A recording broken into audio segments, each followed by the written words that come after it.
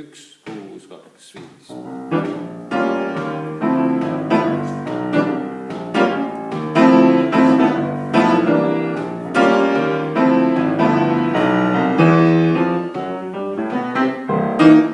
Ja te võite nagu varieerida siis neid akorde natukene, võib-olla seda esimest aastat kõigepealt. Võib-olla mai 9, võib-olla 39 või 13.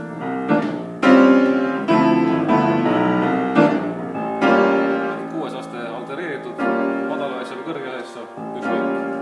D-moll 9, see võib jääda nii, nagu ta on.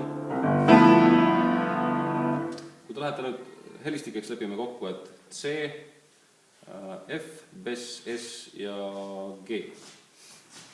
Kui te mängite neid nüüd eri helistikes, siis valige samad akordid põhimõtteliselt, aga register või siis voicing võtke registri järgi, et näiteks F-ist võib-olla hoopiski mängida.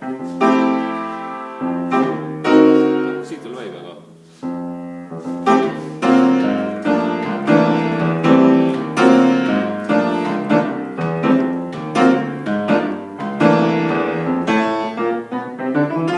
katsuge hoida need akordide register kuskil selle ala sees.